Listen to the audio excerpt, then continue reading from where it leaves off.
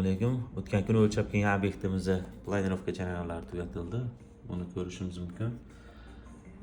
Demak, bu obyektimiz mansarda qismi, tom qismi hisoblanganligi uchun bizda aylanasiga devor bor edi, ichkarida hali xonalar bo'linmagan edi. Demak, biz klientimiz uchun zinadan chiqishda katta hol va umumiy sanuzil va tahoratxona qilib berdik. Va mehmonxona, o'zi uchun ofis va ichkarida alohida namozxona.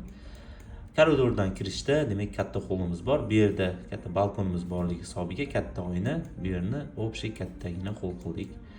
Demak, bolalar xonasi garderobi bilan va bitta yotoqxona, garderob, sanuzil, trenajyor zal va qo'shimcha xonalar. Demak, hozircha bu variant hisobida, bu balki yana o'zgarishi mumkin. Bu yerda yana bir kichik bir lifehack ko'rsatmoqchiman. Agarda borgan yeringizda qiblani aniqlamagan bo'lsangiz, buni biz karta orqali aniqlasak ham bo'ladi. Buni qanday qilamiz? Demak, kartaga kiramiz. Kartaga kirib turib, xo'p, borgan obyektimizni birinchi belgilab olamiz. So'ng mishkani o'ngini bosib, demak bu Google Maps, ya'ni Google karta. Izmerit расстояние qilamiz. Bu yerdan mana yozamiz qayerga, ya'ni bizga kerak mana Masjidul Haram, ya'ni Makka. Mana o'zi chiqdi. Demak, bu yerga bitta qo'yamiz. Qo'ysak mana uzoqlashtiramiz. Oq yo'nalish bo'yicha birinchi obyektimizga boramiz. Demak, bizda mana yo'nalish mana bu yoqqa ekan.